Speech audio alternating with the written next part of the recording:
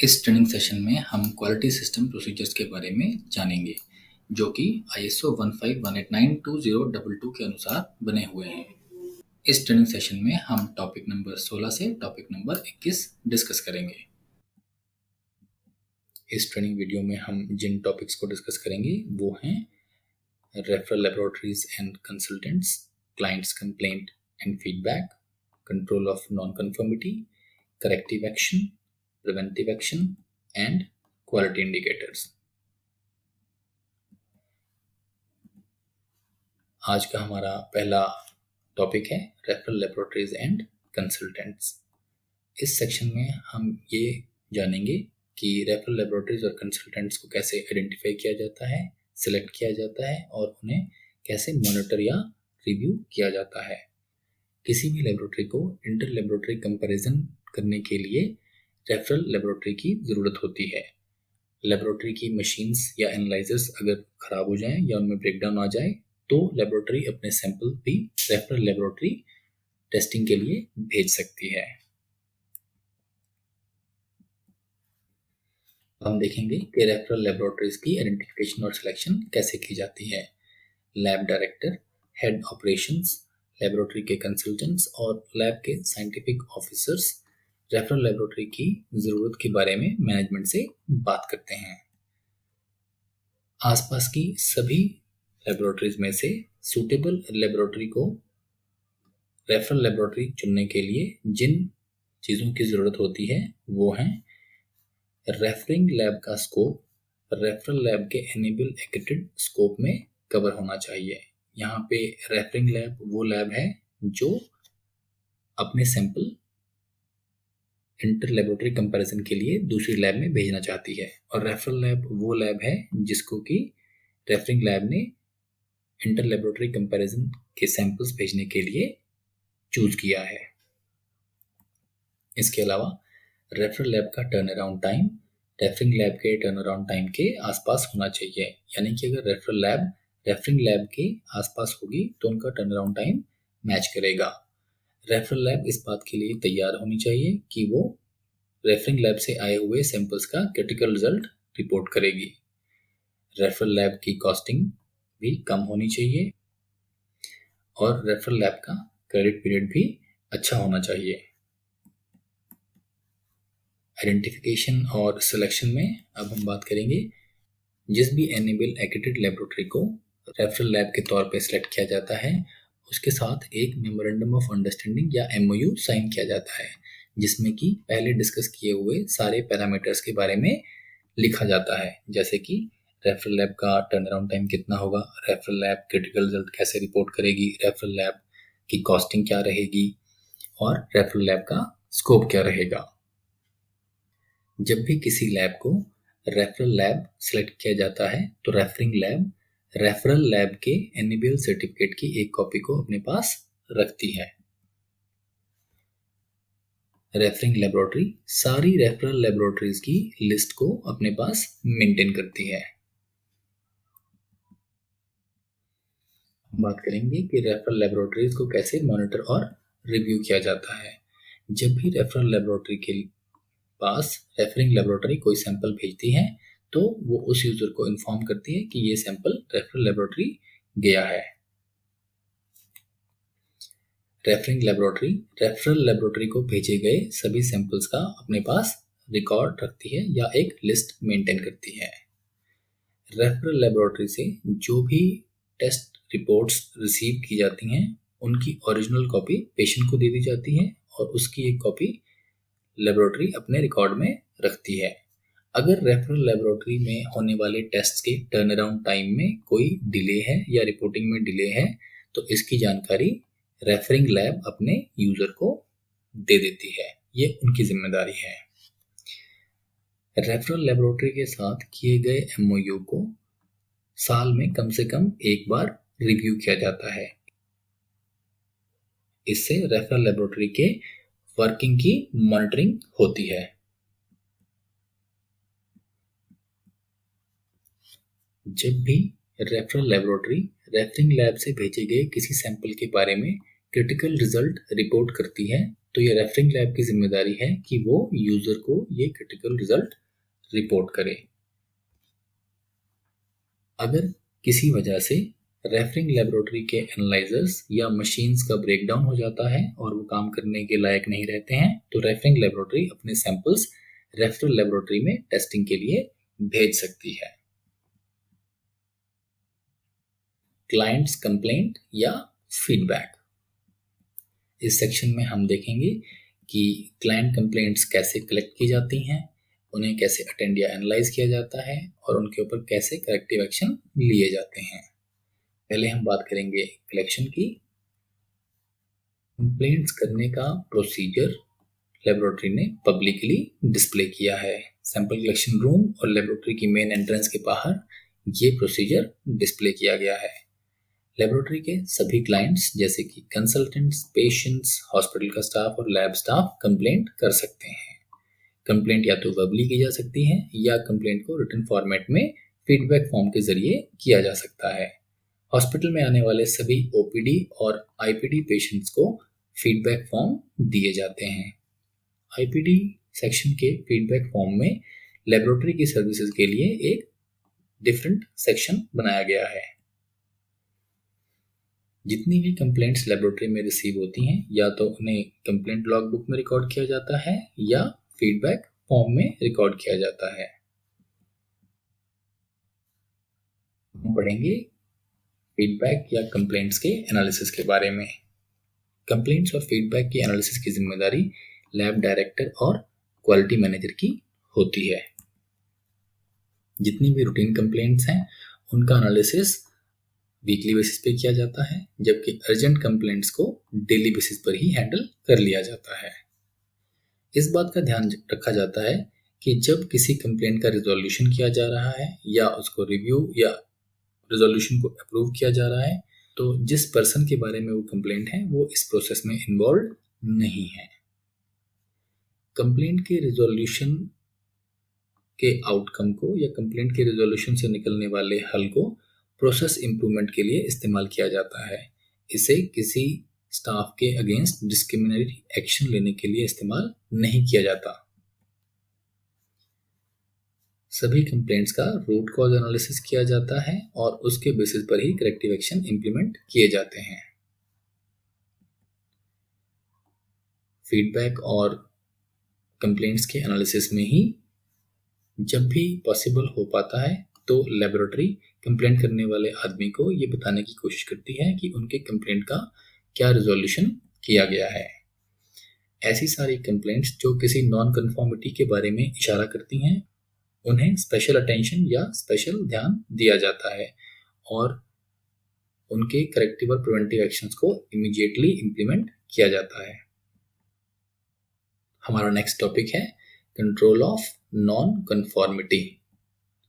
इस सेक्शन में हम पढ़ेंगे कि नॉन कन्फॉर्मिटी की आइडेंटिफिकेशन कैसे होती है, उसका एनालिसिस कैसे किया जाता है, उनका रिजोल्यूशन कैसे होता है और इस सारे प्रोसेस की रिकॉर्डिंग कैसे होती है। अब हम बात करेंगे नॉन कन्फॉर्मिटी की आइडेंटिफिकेशन कैसे होती है। नॉन कन्फॉर्मिटी या जिसे हम एनसी भी कहते हैं, ऐसी कोई भी एक्टिविटी जो लेबोरेटरी में ISO 15189-2022 के अकॉर्डिंग या क्वालिटी मैनुअल के अकॉर्डिंग नहीं हो रही है, उसे नॉन कन्फॉर्मिटी कहा जाता है। नॉन कन्फॉर्मिटीज को आइडेंटिफाई करने या पहचानने के लिए हमारे पास बहुत सारे तरीके होते हैं, जिनमें से कुछ हम यहाँ लिस्ट कर रहे हैं, जैसे कि क्लिनिशियन या यूजर का कंप्लेंट, इंटरनल क्वालिटी कंट्रोल का आउटकम, इंस्ट्रूमेंट की कैलिब्रेशन, कंज्यूमेबल मटेरियल की चेकिंग जो कि हम रिसीविंग के टाइम करते हैं, इंटर लेबोरेटरी कंपैरिजन के रिजल्ट्स, स्टाफ के कमेंट्स, रिजल्ट रिपोर्टिंग, लेबोरेटरी के मैनेजमेंट रिव्यूज और इंटरनल या एक्सटर्नल ऑडिट्स। इन सब से हमें नॉन कन्फॉर्मिटीज के बारे में पता चलता है।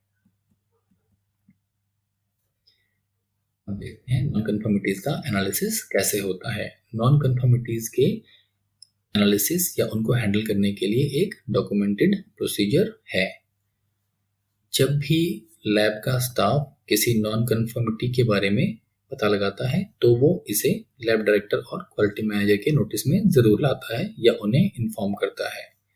लैब डायरेक्टर और क्वालिटी मैनेजर ये डिसाइड करते हैं कि यदि नॉन कन्फर्मिटी पेशेंट के रिजल्ट को डायरेक्टली अफेक्ट कर रही है या कर सकती है तो टेस्टिंग को रोक दिया जाता है, और जिन रिजल्ट्स पे नॉन कन्फर्मिटी की वजह से कोई इफेक्ट आया हुआ हो सकता है उनके यूजर्स को इस बारे में तुरंत इन्फॉर्म किया जाता है। यदि लैब डायरेक्टर और क्वालिटी मैनेजर ये डिसाइड कर पाते हैं कि नॉन कन्फर्मिटी की वजह से पेशेंट के रिजल्ट्स के ऊपर कोई डायरेक्ट इफेक्ट नहीं आ रहा है तो टेस्टिंग प्रोसेस को नहीं रोका जाता है और उसे चलने दिया जाता है। अब हम बात करेंगे नॉन कन्फर्मिटी के रिजोल्यूशन के बारे में। नॉन कन्फर्मिटी को क्लोज करने के लिए इमीडिएट करेक्टिव एक्शंस इंप्लीमेंट किए जाते हैं ताकि अगर पेशेंट टेस्टिंग रुकी हुई है तो उसे रीस्टार्ट किया जा सके। हर नॉन कन्फर्मिटी का डिटेल्ड रूट कॉज एनालिसिस किया जाता है ताकि ज़रूरी प्रिवेंटिव एक्शन इंप्लीमेंट किए जा सके और ये नॉन कन्फर्मिटी फ्यूचर में दोबारा ना आ सके। नॉन कन्फर्मिटी के रूट कॉज एनालिसिस के बेसिस पर प्रोसेसेस, प्रोसीजर्स और क्वालिटी मैनेजमेंट सिस्टम में ज़रूरी चेंज किए जाते हैं ताकि इस तरह की नॉन कन्फर्मिटीज दोबारा लेबोरेटरी के सिस्टम में ना आने पाए। अब हम बात करेंगे नॉन कन्फर्मिटीज की आइडेंटिफिकेशन, एनालिसिस और रिजोल्यूशन को कैसे रिकॉर्ड किया जाता है। नॉन कन्फर्मिटीज के सारे इंसिडेंसेस को लेबोरेटरी एक रजिस्टर में नोट करती है जिसे कि एनसी रजिस्टर कहा जाता है। इस एनसी रजिस्टर में करेक्टिव और प्रिवेंटिव एक्शन भी नोट किए जाते हैं। नेक्स्ट टॉपिक जो हम डिस्कस करेंगे वो है करेक्टिव एक्शन। करेक्टिव एक्शन वो एक्शन है जो कि नॉन कन्फर्मिटी की प्रॉब्लम को रिमूव करने के लिए इमीडिएटली लिए जाते हैं। उन्हें हम करेक्टिव एक्शन कहते हैं। जब कोई नॉन कन्फर्मिटी हमारे सामने आ जाती है या हम उसे आइडेंटिफाई कर लेते हैं या उसे पकड़ लेते हैं तो उसको ठीक करने के लिए जो इमीडिएटली एक्शन लिया जाता है उसे करेक्टिव एक्शन कहा जाता है। करेक्टिव एक्शन की इफेक्टिवनेस को चेक किया जाता है और ये चेक करने के लिए इंटरनल ऑडिट्स या मैनेजमेंट रिव्यू मीटिंग्स में जितने भी करेक्टिव एक्शन पहले लिए गए हैं उनकी इफेक्टिवनेस को रिव्यू किया जाता है। इस तरह हम करेक्टिव एक्शन की इफेक्टिवनेस को रिव्यू करते हैं। नेक्स्ट टॉपिक हम डिस्कस करेंगे वो है प्रिवेंटिव एक्शन। प्रिवेंटिव एक्शन एक ऐसा प्रोएक्टिव प्रोसेस है जिससे हमें अपॉर्चुनिटीज फॉर इम्प्रूवमेंट का पता चलता है। दूसरे शब्दों में ये ऐसे एक्शन होते हैं जो पोटेंशियल नॉन कन्फर्मिटीज को यानी कि भविष्य में आने वाली नॉन कन्फर्मिटीज को रोकने के लिए लिए जाते हैं। अब पोटेंशियल नॉन कन्फर्मिटीज का पता कैसे चलता है?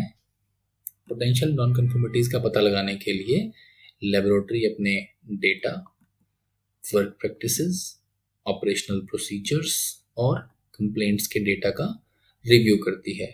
इस रिव्यू से पोटेंशियल नॉन कन्फर्मिटीज का आइडेंटिफिकेशन किया जा सकता है या उनके बारे में अंदाजा लगाया जा सकता है।